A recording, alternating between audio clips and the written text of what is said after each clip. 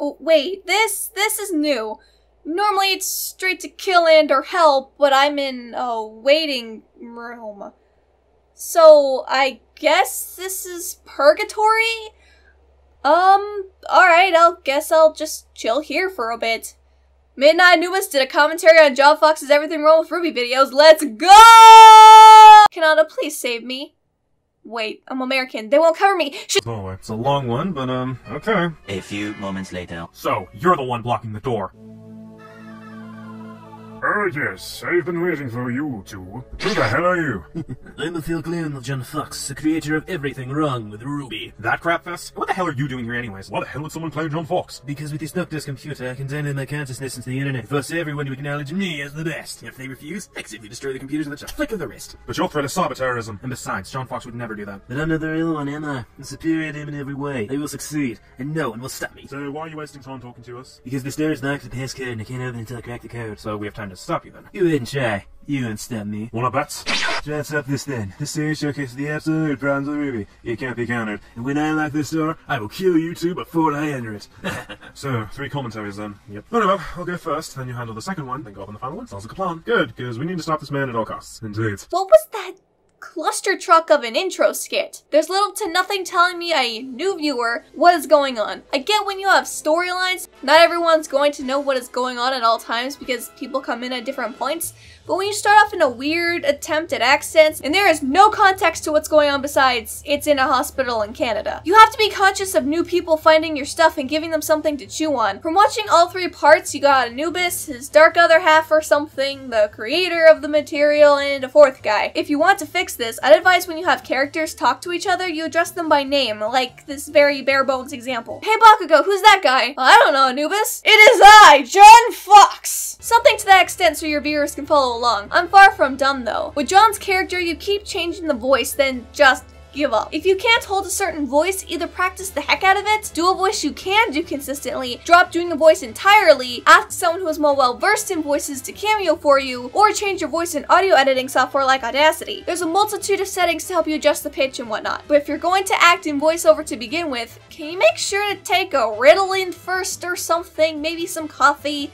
Mountain Dew, maybe? You don't emote much, and man, you slur your words together. Enunciate. If you cannot be heard, your arguments are already at a disadvantage. And now the editing. Does your editor have no control over consistent scaling? Now, unless it's your intention, then it's just something I don't like and I'll leave it at that. But if it wasn't intentional, and this distortion is because you don't know how to properly scale in your editor, then I recommend looking up tutorials because it makes your video look way less clean. And I'm bringing this up now because this is an issue that persists through all 3 videos, and the inner editor in me is screaming into a pillow at this. Also, while your keyframing is okay, the whole video feels kinda out of sync. There are moments I liked, like with the Everything Wrong thumbnails popping up. Wait, that was the only thing I really liked in regards to the editing here. Anyway, we'd be here all day if I pointed out every little error, so let's move on before my inner editor explodes. So yeah, this is John Fox. He made a rip-off of CinemaSins Everything Wrong with series, but used Ruby instead of movies. Now before anyone starts, we are aware that these videos are old. But given how this score has barely shown into improvement since this point, we think it's good enough material to reap into.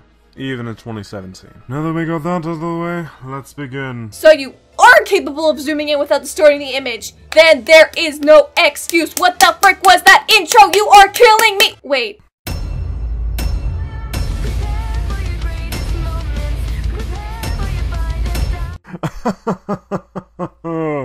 You couldn't even do this part right, could you? Let's dissect the problems with this perverty intro, shall we? First off, the audio from the material is not synced up properly. In a CinemaSins video, the audio is played during the scene where the source material's title is used and after the with text. Jesus Christ, that is basic and you couldn't even do that right. Second of all, you don't even focus on the title for the whole intro bit. It just shows the text and then plays the rest of the intro. You couldn't have taken a screenshot while having the audio play or something? I know it sounds like I'm nitpicking, but when you can't even do the simplest thing in a CinemaSins parody, what does that say about the rest of the video? Finally, on to the actual first points of the video, and oh my goodness, these are such minuscule nitpicks that don't overall affect the quality of the video. These are super small points that don't deserve this much time dedicated to them. It's like I made an Epic Rap Battles of History parody and then got everything down to a T, but then my text on screen was just a smidge to the left. Then I'd just be a fidget that doesn't understand the rule of thirds. Narration. Wait, that's it? Not even gonna say why it's bad? Okay. Yeah, how dare writers try to introduce the world to the audience and also explain the manpower that our characters utilize throughout the series. They're worse than Hitler. Oh, but CinemaSins' narration is seen as bad too. Yeah, and it's just as stupid when they bring it up. Your point?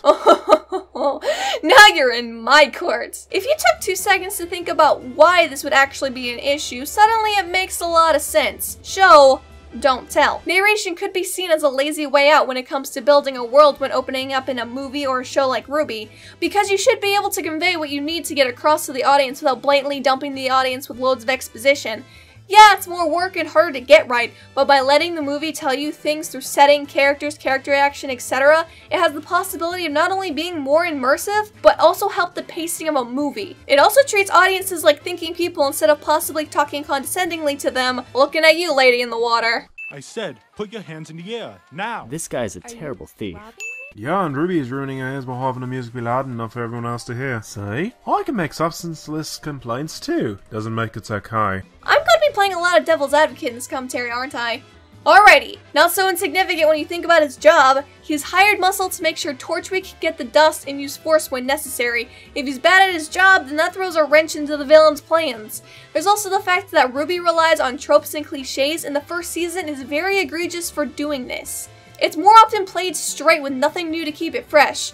And the original CinemaSins, guess what gets sinned a lot? Tropes and cliches. Unlike the real Bakugo, you don't seem to have a brain. You've added 10,000 views to this one yourself, Izuku. Jeez, killing me off every second? The hell's wrong with you? Well, that's because you keep making stupid points about every minor thing every few seconds. Oh, so like you then. You're missing the point of CinemaSins. It's about nitpicking. You know, little nagging things can hamper an experience, right? There might not be a lot of major flaws, but there are so many little things that you can't just let slide that can taint an overall experience. Example, the editing in Captain America Civil War. Frequently, when the scene changed to a new location, it flashed up big white text of said location, and to me, it was super jarring. Now, it didn't ruin my overall experience of the film, but if it had more little niggles like that, it would dampen the quality of the film. Basically, ants. 1 or 2 more are a problem, but get a whole nest, and I'm gonna need more bug spray. Didn't you do that earlier with the introduction? Yeah, but that doesn't disprove my point though that he's also nitpicking. Just means I'm a hypocrite. Boo-hoo. Then maybe stop? Oh my god, acknowledging the problem doesn't make it go away. If this is amounting to little more than nitpicks, then what is the hacking point, man? Give me something more concrete. Give me a point to sink my teeth into. Stop with the double standards, you bitch! You've added 10,000 views to this one yourself, Izuku. I just want to be a normal girl with normal knees.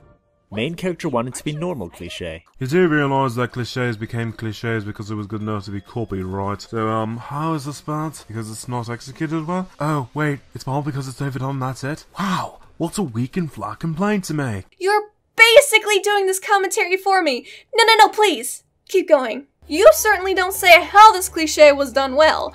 Yes, cliches on their own aren't bad, but in this case, it's not utilized well because the little plot thread just kinda stops. The most it gets out of this cliche is Weiss not liking RWBY being the leader. Yes, he should be giving more of a reason for stating the cliche, but what you're doing is shoving words down his throat. Do I need to get the police on the phone again? You've added 10,000 views to this one yourself, Izuku. Where am I supposed to find another nice, quirky girl to talk to? There she is. And speaking of comedic scenes, here's another one that you take seriously. Or, you know, well, as hard to tell as it is, he did have an upward inflection in his voice to indicate that this was more of a joke, and that this is a different issue entirely, because while the original CinemaSins has jokes too, they're tied in with the legitimate points like 98% of the time. And assuming I am correct, because the Lord knows I could very well be wrong, this means you took his joke seriously. Great job. You've added 10,000 views to this one yourself, Izuku. I got my hands on some fake transcripts, and I lied. Beacon's screening process probably needs a reworking. Thank you, Captain Obvious. I would have never knew that without your help. Also, remember this for the next scene I'm about to play. Yeah, he's stating the obvious, but that doesn't debunk his point. Beacon is a school for training the best. It obviously needs high standards, and that's why Jean had to fake his transcripts. So he could get in. What Fox did it is a problem. You've added 10,000 views to this one yourself, Izuku. Nobody saw this coming. Nobody saw this coming. You'll see the money's... Nope, no personified memes for you. At least if you're going to do a meme, do it right, you plebeian. Improper memeage is a major offense in at least 5 countries. Post Brooke coming at you with something I just realized while editing. It occurred to me that because of the please stand by screen cutting yourself off, you were potentially doing this really bad on purpose. But then what's my issue? My issue is go big or go home! Nothing's worse than mediocre bad. There's a reason so bad it's good as a term exists. If you're trying to be bad on purpose, why not play it up? Go crazy with keyframing or effects because right now you're boring me to tears.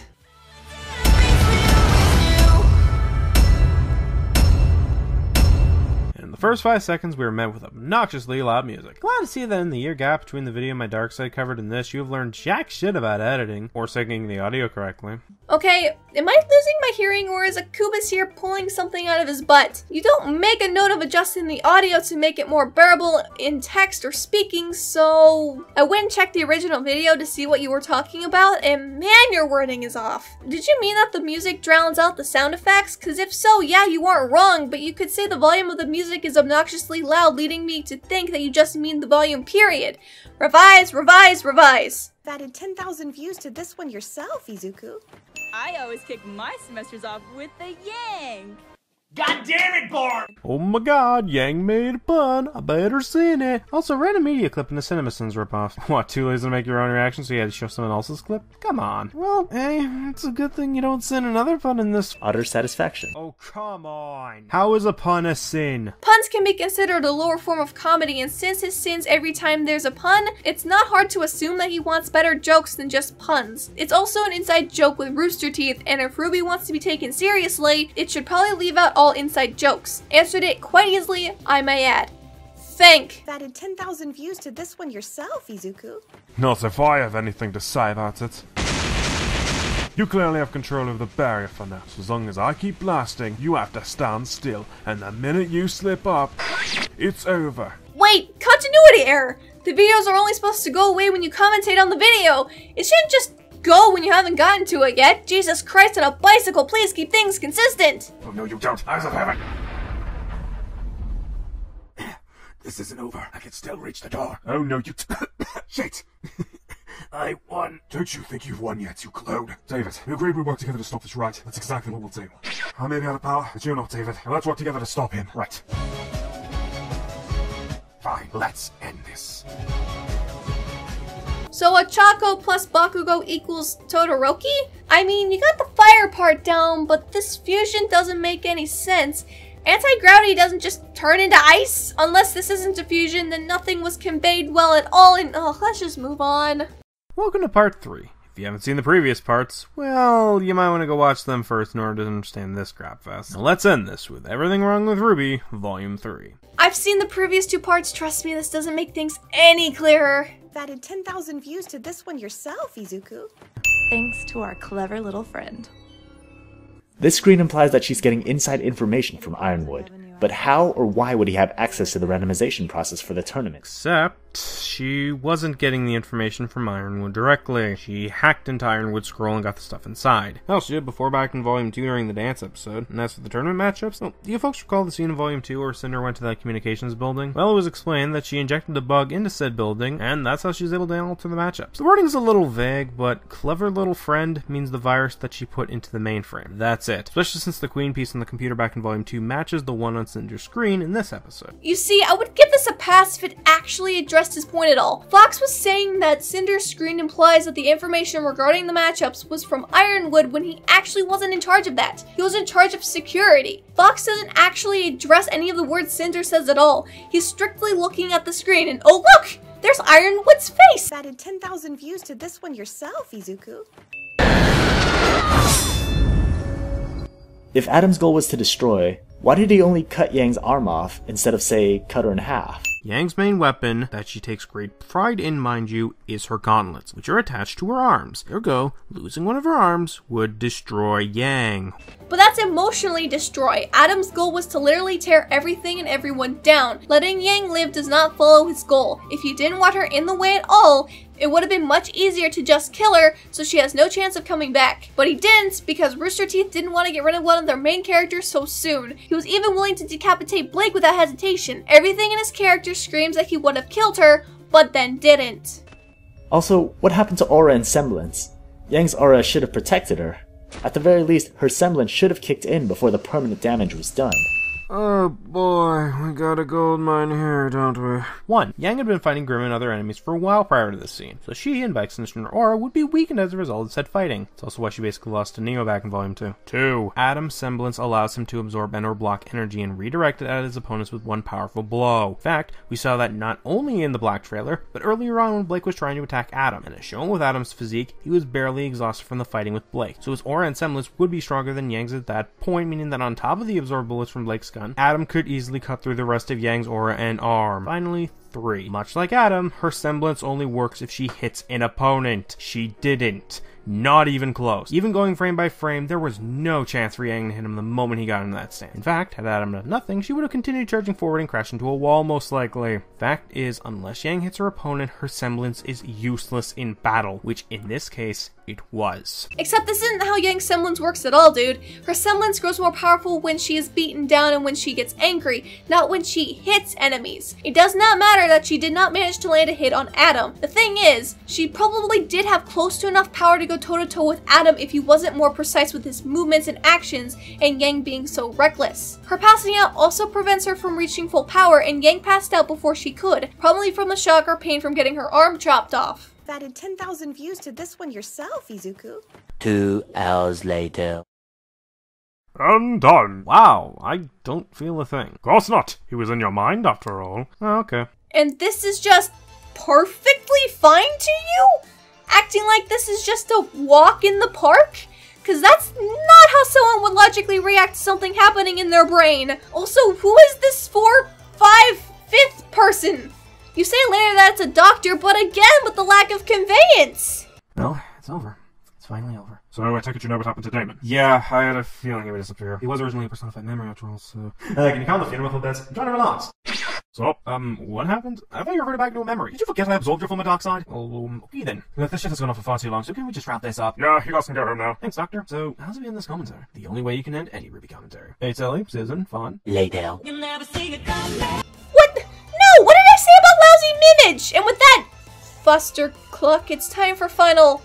Well, look, hold on. At least now I can sit back and wrap. Addison! What are you doing here? I thought you had better standards than that! Look, I'm not mad, I'm just disappointed. Alright, final thoughts. I skipped much more than I initially thought I would, because you actually had decent points throughout most of the videos, but then it got a bit repetitive, and honestly, you're doing very little to keep me invested. You have very few avatar images when there is no excuse, as you could easily get screen caps, and many at that. Plus, Hiroaka is very popular right now, and there's plenty of artwork of all 3. This story had potential, but the numerous factors I brought up in the beginning bogged it down. And for Pete's sake, please stop mumbling. It's very rude. Now to just hang around here for a while, I guess.